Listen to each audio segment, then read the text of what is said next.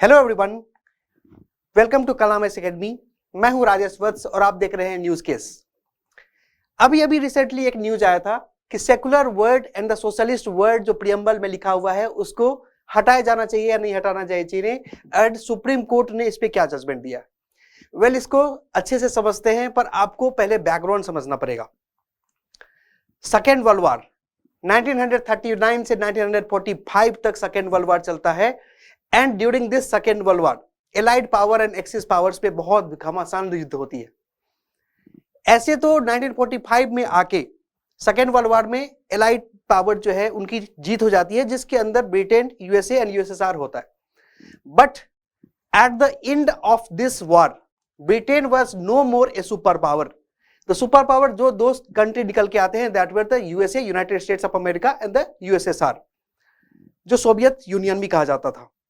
अब ये दोनों कंट्री सुपर पावर्स थे। अब इनको इतना बर्दाश्त नहीं होता है कि ब्रिटेन जो इतना बड़ा कॉलोनियल कंट्रीज है एंड इतने सारे कंट्रीज के ऊपर वो राज कर रहा है, तो अब उसको ब्रिटेन की इस सारी जो है इंपेरियलिज्म को चीजें को खत्म किया जाना चाहिए। तो ये दोनों कंट्रीज ब्रिटेन के ऊपर प्रेशर बनाने लगते हैं। इंडिया की भी बात होती है इसमें। इंडिया का सिचुएशन ऑलरेडी बहुत ही ज्यादा एडवर्स सिचुएशन था। जैसे कि in the freedom struggle India already has reached its peak.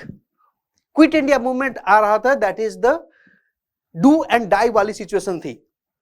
ये पीक टाइम था और यहां पर अब ऐसी सिचुएशन थी कि एक नॉन वायलेंट तरीके का मूवमेंट नहीं होके बल्कि एक वायलेंट तरीके का मूवमेंट होता है, एक लीडरलेस मूवमेंट होता है। एंड बिना लीडर के होते हुए भी क्विट इंडिया मूवमेंट ने इतने अच्छे से जो इंडिया के लोग ने लड़ा कि ब्रिटिशर्स अब इसको देख के परेशान हो गए थे। इंडिया के लोग से के साथ लड़ के वो परेशान हो गए थे।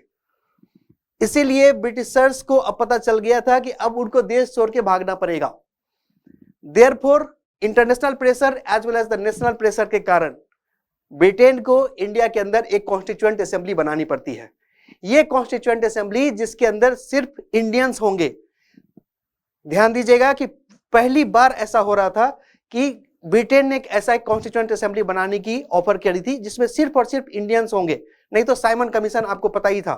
साइमन कमीशन के टाइम पर जब कॉन्स्टिट्यूएंट असेंबली बनाना था तो उस टाइम पर सारे यूरोपियंस को रखे गए थे। तो अब ये जो कॉन्स्टिट्यूएंट असेंबली बना 1946 के अंदर, तो उसमें सबसे बड़ी जो बात थी ये डिसाइड करनी थी कि इंडिया बनेगा कैसा, इंडिया का स्ट्रक्चर कैसा होना चाहिए, इंडिया का ऑब्जेक्टिव कैसा होना चाहिए, क्योंकि ये सब सारी चीज इंडिया के प्रियम्बल में लिखना था।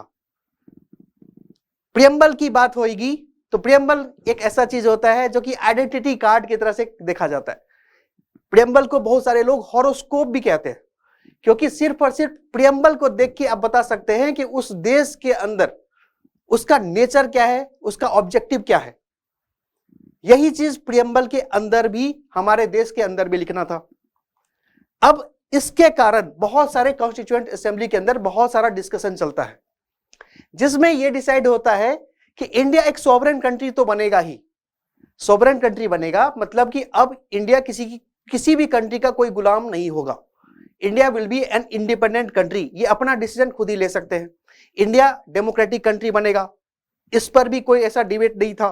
सब यूनिवर्सली इसको एक्सेप्ट किए थे that India will now be a democracy, मतलब कि यहां पर लोगों का वर्चस्व होगा, पीपल सेंट्रिक होंगे, for the people, by the people and of the people होगा।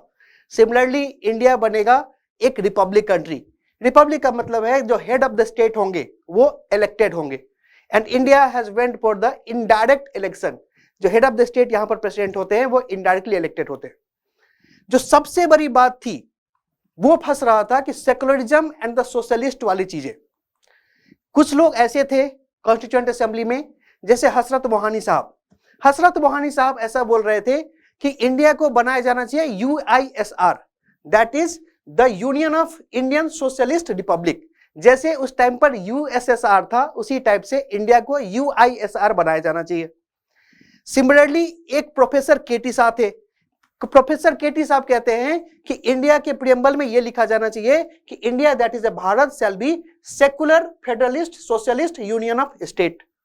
अब यहां से आपको पता चल रहा है कि बहुत सारे कॉन्स्टिट्यूएंट असेंबली के जो मेंबर्स थे वो socialist and the secular word को कॉन्स्टिट्यूशन के अंदर और प्रियम्बल के अंदर रखना चाह रहे थे।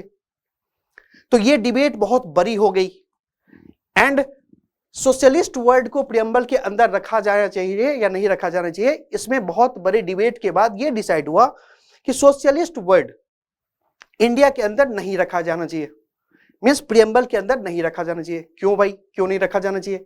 बिकॉज उस टाइम पर जो मॉडल था वो, ऐसे तो सोशलिस्ट यूएसएसआर वाले मॉडल बहुत ज्यादा सक्सेसफुल हो रहे थे, लेकिन कॉन्स्टिट्यूशनल फोर फादर्स जो कॉन्स्टिट्यूएंट असेंबली के जो लोग थे वो ये नहीं करना चाहते थे कि इंडिया को एक रिजिड पैटर्न में छोड़ दिया जाए, दैट इज जो फ्यूचर जनरेशन है उनके ऊपर छोड़ा जाए कि इंडिया एक सोशलिस्ट कंट्री बनेगा या कैपिटलिस्ट कंट्री बनेगा या किस तरह का मॉडल बनेगा। अगर आप सोशलिस्ट वर्ड प्रियम्बल के अंदर लिख देंगे तो फ्यूचर जनरेशन के ऊपर यह बाइंडिंग हो जाएगा कि उनको सोशलिस्ट कंट्री ही बनाना है। इसीलिए प्रियम्बल के अंदर सोशलिस्ट वर्ड नहीं रखा जाना चाहिए, इसीलिए सोशलिस्ट वर्ड प्रियम्बल के अंदर नहीं भी रखा गया। सिमिलरली सेकुलर वर्ड पे बहुत ज्यादा आ रहा था। अब उस टाइम पर देश जो है उसमें हर एक धर्म के लोग तो रह ही रहे थे, लेकिन उस टाइम पर जो सेकुलर वर्ड का कॉन्सेप्ट था वो western model of the secularism था। Western model of the secularism ये कहता है कि आर्म्स लेंथ डिस्टेंस मॉडल होना चाहिए। इसका मतलब है कि state will be completely separate from the religion, मतलब कि स्टेट किसी भी तरह से किसी भी हालत में रिलीजियस एस्पेक्ट में इंटरफेयर नहीं कर देगा। अब आप सोच के देखिए, इंडिया के अंदर इतने सारे धर्म, इतने सारे रिलीजन, इतने सारे कास्ट एंड हम लोग बहुत ही ज्यादा रिलीजियस लोग हैं, बट हमारे रिलीजियस एस्पेक्ट में बहुत सारे सोशल इविल्स भी फॉलो हो रहा है, जैसे पोलीगेमी हो रहा था, जैसे और भी बहुत सारी चीज, जैसे ट्रिपल तलाक था, सती प्रथा था, वुमेन को राइट्स कम मिल रहे थे। तो ये सब चीजें रिलीजियस एस्पेक्ट में खत्म होने वाला नहीं था। इसीलिए उस टाइम पर लगा कि स्टेट और रिलीजन को कंप्लीटली सेपरेट नहीं रखा जा सकता है। इसीलिए इंडिया का मॉडल जो होना चाहिए वो प्रिंसिपल्ड डिस्टेंस मॉडल वाला होना चाहिए। ऐसे तो स्टेट और रिलीजन से सेपरेट होंगे, लेकिन अगर जरूरत पड़ेगी तो स्टेट रिलीजियस एस्पेक्ट में भी इंटरफेयर करेगा।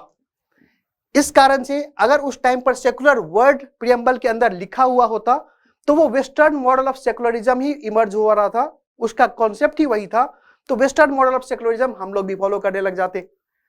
इस कारण से उस टाइम पर सेकुलर को रखा ही नहीं गया in our preamble. And therefore हमारा जो प्रियम्बल बनता है वो ये कहता है कि India will be what, sovereign democratic republic in 1950। मतलब कि 26 नवंबर 1949 को, जिसको कॉन्स्टिट्यूशन डे भी कहा जाता है, अभी 2 दिन पहले हम लोगों ने कॉन्स्टिट्यूशन डे बनाया है, उस दिन प्रियम्बल एडॉप्ट होता है और प्रियम्बल के अंदर ना ही सेकुलर वर्ड ऐड होता है ना ही सोशलिस्ट वर्ड ऐड होता है और इंडिया आगे बढ़ता है। 1950 में आके 26 जनवरी 1950 को इंडिया एक रिपब्लिक कंट्री बनता है, एक उसके रिपब्लिक डे सेलिब्रेट करते हैं आप, एंड वहां से कॉन्स्टिट्यूशन इन्फोर्स होना स्टार्ट हो जाता है। लेकिन इंडिया का जो मॉडल जो इवॉल्व हुआ वो सोशलिस्ट नेचर का ही इवॉल्व हुआ, भले ही प्रियम्बल के अंदर लिखा हुआ हो या नहीं हो। इंडिया का जो मॉडल इवॉल्व हुआ वो सेकुलर नेचर का ही इवॉल्व हुआ, भले ही वो प्रियम्बल में लिखा हुआ नहीं हो। तो 20-25 साल तो ये सिचुएशन चलती रही। फाइनली आके इन द 1976, ये वही समय है जब इमरजेंसी का टाइम था, देश में इमरजेंसी लगा हुआ था और 42nd कॉन्स्टिट्यूशनल अमेंडमेंट एक्ट आया था। ये कॉन्स्टिट्यूशनल अमेंडमेंट एक्ट इतना बड़ा था कि इसको मिनी कॉन्स्टिट्यूशन भी कहते हैं।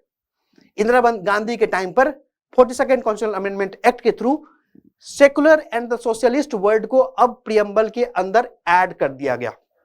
इसीलिए अब 1976 से इंडिया का प्रियम्बल कहता है कि we India is what, sovereign socialist secular democratic republic. अब ये 5 वर्ड आ गए हमारे यहां, अब हम लोग इस तरह के मॉडल हो गए, इस तरह का देश हो गए। ठीक है भाई। फिर तो बहुत लोग ऐसा बोलेंगे तो इसका मतलब ये है क्या कि 1976 से पहले इंडिया सेकुलर था ही नहीं। सुप्रीम कोर्ट के अंदर बहुत बार ये क्वेश्चन उठाया गया। सुप्रीम कोर्ट ने जवाब दिया कि नहीं भाई, ऐसा बात नहीं है, ऐसा नहीं है कि इंडिया 1976 से सेकुलर कंट्री बना है। इंडिया 1950 से जब कॉन्स्टिट्यूशन इन्फोर्स हुआ था तभी से सेकुलर कंट्री है। ये अलग बात है कि सेकुलर वर्ड को प्रियम्बल में 1976 में ऐड किया गया, बार बार सुप्रीम कोर्ट ने ये बताया है। फिर आपको अच्छे से पता होगा एक बेसिक स्ट्रक्चर डॉक्ट्राइन क्या होता है। ये डॉक्ट्राइन ये कहता है कि ऐसे तो पार्लियामेंट को पूरा पावर है कि वो कॉन्स्टिट्यूशन के किसी भी पार्ट को अमेंड कर सकते हैं, लेकिन वो basic feature of the constitution को अमेंड नहीं कर सकते, वो बेसिक स्ट्रक्चर जो कॉन्स्टिट्यूशन का है उसको चेंज नहीं कर सकते। ये चीज केशवानंद भारती केस में आया था और यहां से बेसिक स्ट्रक्चर डॉक्ट्राइन आने लगा, मतलब कि पार्लियामेंट कुछ भी अमेंड करे, उनको कोई रेस्ट्रिक्शंस नहीं है, लेकिन वो basic feature of the constitution को अमेंड बिल्कुल भी नहीं करेंगे। अब फिर ये क्वेश्चन उठने लगा कि क्या secularism basic feature of the constitution है या नहीं है, क्या इसको चेंज किया जा सकता है, क्या हिंदू राष्ट्र बनाया जा सकता है इंडिया को। फिर ये भी क्वेश्चन उठने लगा कि क्या सोशलिस्ट जो है वो basic feature of the constitution है या नहीं है। तो time and again Supreme Court ने बार बार ये क्लियर किया है, even in the Kesavananda Bharati case ही सुप्रीम कोर्ट ने बोल दिया था कि India is a secular country and India जो है जो सेकुलर कंट्री है, secular word is the basic feature of the constitution of India. तो ये सोशलिस्ट एंड द सेकुलर दोनों ही कंट्री, दोनों ही वर्ड जो है वो that is the basic feature of the constitution of India and therefore India के अंदर ये सब चीजें, ये मॉडल जो है वो चलती रहेंगी। ठीक है, देन अब बात क्या हुआ, सुप्रीम कोर्ट में कहां से केस आ गई।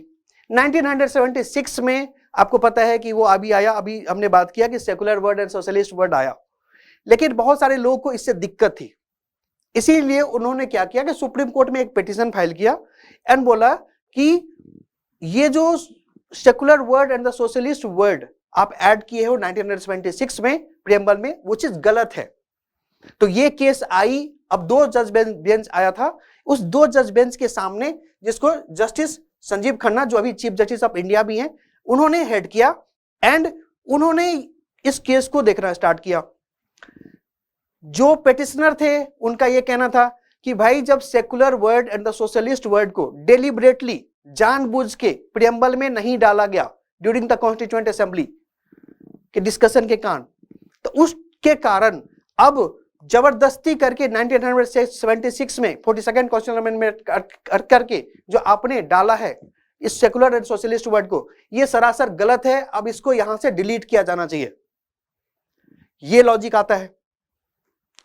एंड द सोशलिस्ट, और ये भी बोला गया कि सोशलिस्ट वर्ड अगर आप डालते हैं तो ये जो लोग हैं, जो यहां के जो लोग हैं, उनको बांध दिया जाता है। The centre's hand is tight now that they will have to remain socialist only. ठीक है भाई, सुप्रीम कोर्ट के जजों ने इन सब सारे आर्गुमेंट्स को सुना, फिर उन्होंने सोचा, उन्होंने सारा कुछ डिसाइड किया। उन्होंने बोला कि देखो इंडिया का जो मॉडल है वो बहुत ही यूनिक मॉडल है, जो सेकुलर मॉडल डेवलप हुआ है। इंडिया का जो मॉडल है, सो इन दिस दो स्टेट का कोई पर्टिकुलर रिलीजन नहीं है and the state neither discriminate with any particular religion not promote any particular religion, लेकिन बहुत सारे केसेस में स्टेट जो है वो रिलीजियस एस्पेक्ट में सपोर्ट भी करता है। जैसे अब हज यात्रा को सपोर्ट करना हो या अमरनाथ यात्रा को सपोर्ट करना हो या किसी और चीज में भी सपोर्ट करना हो तो ये स्टेट ये भी करके देता है। तो इंडिया का जो मॉडल है वो बहुत ही यूनिक निकल के आया है एंड ये जो वेस्टर्न मॉडल से इसको कंपेयर नहीं किया जाना चाहिए। दूसरी चीज है जो सोशलिज्म का जो यहाँ पे कंसेप्ट है वो भी बहुत ही यूनिक निकल के आया है। ऐसे तो सोशलिज्म बात करता है कि सोशल एंड इकोनॉमिक जस्टिस होना चाहिए and social and economic justice insure करने के लिए वेलफेयर होना की जरूरत है। India is a welfaristic country if India is a socialist country. तो ये चीज तो सोशलिज्म से इंश्योर हो रहा है, लेकिन इंडिया के अंदर जो मॉडल डेवलप हुआ है वो एक मिक्स्ड इकोनॉमी का मॉडल स्टार्ट हुआ है। यहां पर सिर्फ स्टेट की रोल नहीं होगी, यहां पर प्राइवेट सेक्टर्स की भी रोल होगी।